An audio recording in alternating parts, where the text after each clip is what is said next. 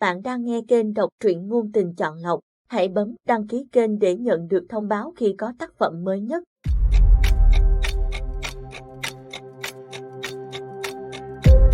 Chuyện ngắn, đảo mặt trời. Tôi khoác chiếc áo mỏng rồi xách chai rượu đi về phía biển. Đã gần nửa đêm rồi, mấy đứa con gái lười biếng thì chỉ ngồi gách chân lên ghế mà uống nước trái cây, tán chuyện. Mấy gã đàn ông thì tụ tập chơi tá lả, đi biển nghỉ mát kiểu ấy có mà phí của. Tôi phải tranh thủ khám phá và thưởng thức mọi thứ ở hòn đảo này. Mục tiêu bây giờ là thuê được một cái thuyền để đi câu mực, nướng tươi và thưởng thức giữa biển khơi. Trên trời là trăng sao, dưới là nước, ta và rượu. Lúc tôi rủ mấy đứa trong đoàn theo tôi, chúng nói tôi là đồ gàn dở, nhưng tôi thèm vào để ý mấy câu ganh tị đó. Bán cái dở của tôi đi ối đứa kiếm được chồng. Bên mép nước có mấy chiếc thuyền được neo vào những cọc gỗ, thủy triều rút làm chúng phơi trên cát. Tôi lượn một vòng, không có ông chủ thuyền nào cả, trong lòng hơi thất vọng vì ý định ngao du khéo mà phá sản. Đang quay bước trở về phía những ánh đèn lấp lánh từ những quán khuya hắt xuống mép nước thì một giọng cao cao cất lên làm tôi giật mình. Tưởng làng Vũ Đại chỉ có anh Chí, lại còn có cả chị Chí nữa à? Một gã đàn ông mặc quần sóc, áo cởi ra vắt trên vai, mắt nhìn chằm chằm vào chai rượu trên tay tôi ra giọng chế giễu. Anh mà cắp cái chai này vào thì có ngay anh Chí đấy. Tôi nói, thì đưa đây, tôi đi câu cho mấy con mực mà nhắm rượu. Hai đứa mình thành chí ông, chí bà. Mặt gã vênh tớn, ôi, hai đứa mình mới ghê chứ. Tôi bĩu môi, quyết lờ gã đi. Gã lại bảo, tôi là dân sông nước chính hiệu đấy, bơi thuyền siêu luôn, nếu thích tôi đưa cô đi. Tôi lập tức thay đổi thái độ, thật à, thuyền anh đâu? Gã gãi đầu, thật ra tôi cũng định thuê thuyền đi chơi câu mực, nhưng chẳng gặp chủ thuyền nào. À, hay chúng ta mượn tạm một cái, đi một lúc rồi về, không ai biết. Tôi khoái chí hưởng ứng, đúng, đi thôi. Gã vỗ ngực rồi khoát tay, nào, tôi kéo, cô đẩy, chúng ta hạ thủy. Thế là hai đứa hùng hục kéo đẩy, cũng may đây là chiếc thuyền nhẹ nên sau một hồi hò, ta hai tên mượn tạm thuyền cũng đưa được ra mép nước, nhảy lên thuyền. Gã thắp ngọn đèn bão tìm thấy trong khoang chứa đồ trên thuyền rồi cầm mái chèo. Trên thuyền có cả cần câu, hộp mồi, tuyệt thế chứ lị. Ban đầu thuyền quay tại chỗ vài vòng rồi cũng nhẹ nhàng tiến xa khỏi bờ. Gã hướng dẫn tôi cách cắn mồi và thả câu xuống nước.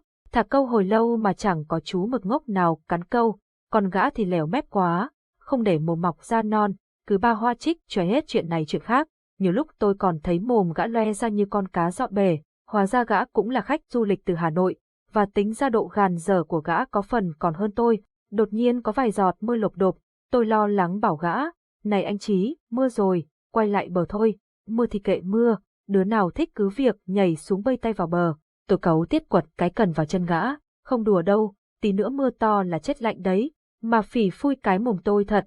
Vừa nói xong thì cơn mưa ào đến, gió mỗi lúc một mạnh hơn, gã mặc vội cái áo vào người rồi ra sức chèo. Âm thanh ì oạp của nước làm tôi bất chợt thấy lo lắng, không hiểu gã khoác lác thế nào mà tôi lại tin gã có thể điều khiển được con thuyền cơ chứ.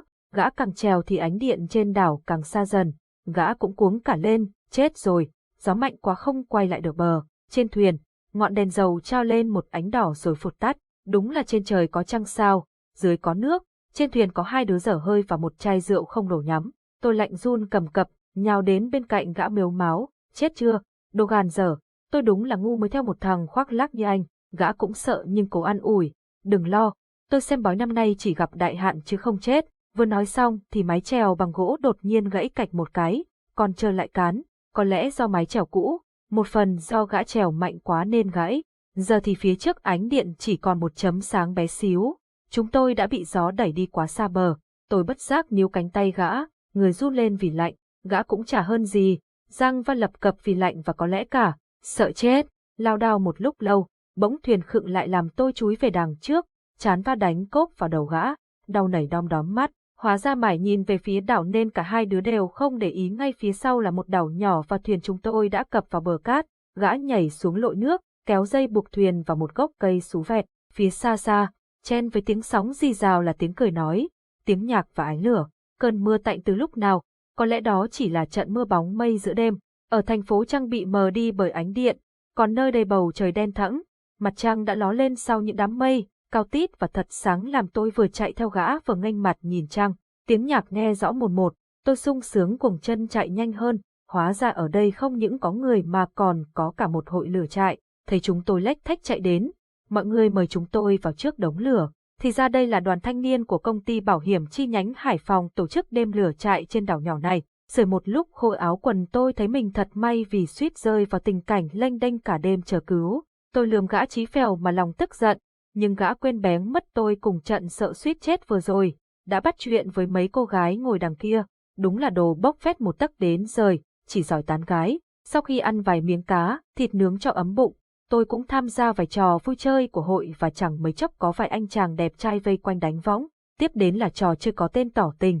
Nghe chủ trò ra luật chơi là chọn ra 5 chàng trai và một cô gái, các anh sẽ lần lượt tỏ tình, không được quá 2 câu. Anh nào khiến cô gái gật đầu thì sẽ là người thắng cuộc. Tôi và gã Chí Phèo kia là khách đặc biệt nên bị lôi ngay vào cuộc. Một gã đẹp trai hất mái tóc nghệ sĩ, ánh mắt đắm đuối hút hồn và được sự cổ vũ nhiệt tình của các cô gái. Đứng trước tôi bắt đầu tán, chào em, khi ngã từ thiên đường xuống trần gian em có đau không? Cả hội vỗ tay cười ồ nghe chừng thích thú lắm. Tôi thì thấy cũ rích, chẳng bằng 1/10 câu thoại trong chuyện ngôn tình lá cải của tôi. Vì tôi khá nặng ký nên rơi thẳng xuống địa ngục. Diêm Vương có bảo rằng, mặt đất mới là chỗ của tôi, cho nên ngài đưa tôi trở lại đây, không đau chút nào. Tiếng vỗ tay cổ vũ lại ầm ầm nổi lên.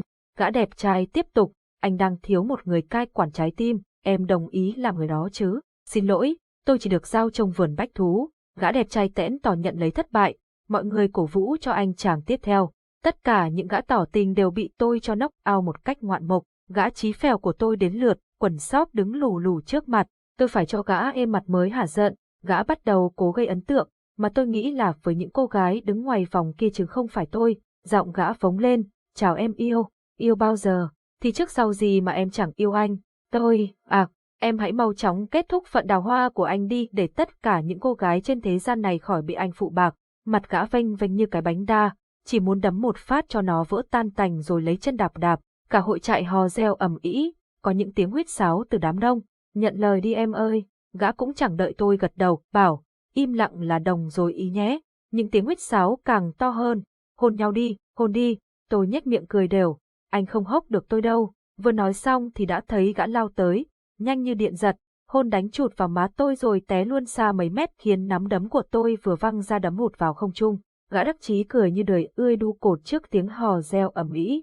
Chủ tọa cũng hí hửng công bố phần thưởng, người thắng cuộc sẽ được một chú thỏ, nhưng phải tự đuổi bắt.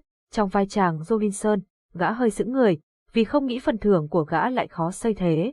Tôi đắc chí trong bụng, cho đáng đời. Chủ trò đưa gã một cái túi đựng trang phục, gã chui vào bụi cây phía xa. Lát sau trở lại, trên người gã là một cái khố bằng cỏ tươi quấn quanh thắt lưng, các tua cỏ loà xòa rủ xuống trông như thổ dân. Một cái lồng thỏ mang ra, có 3 chú thỏ được thả, mọi người hú hét khiến đàn thỏ chạy loạn xạ, bóng thỏ trắng loang loáng dưới ánh trăng. Gã lao theo một con, sau một hồi đuổi bắt trước sự cổ vũ nhiệt tình của đám đông, gã chộp được một chú, mang phần thưởng về, gã ngồi xổm, tay vuốt ve con thỏ trắng muốt nghe chừng hãnh diện lắm.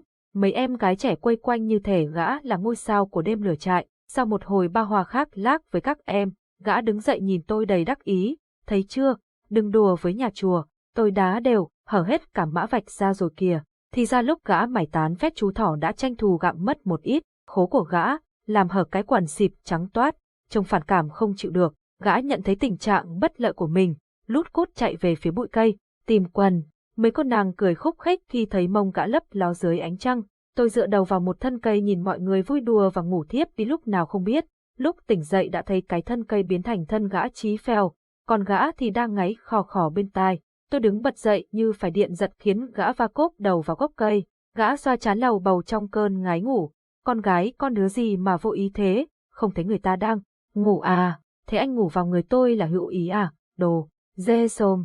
Gã gãi cái đầu tóc cắt ngắn dựng ngược rồi phủi quần đứng dậy. Mọi người ai nấy đều ngủ gục quanh đống lửa đã gần tàn, say sưa giữa trời đất. Gã bảo, sắp sáng rồi đấy, chúng ta trở về đảo, kẻo cả đoàn lại nháo đi tìm trẻ lạc đấy.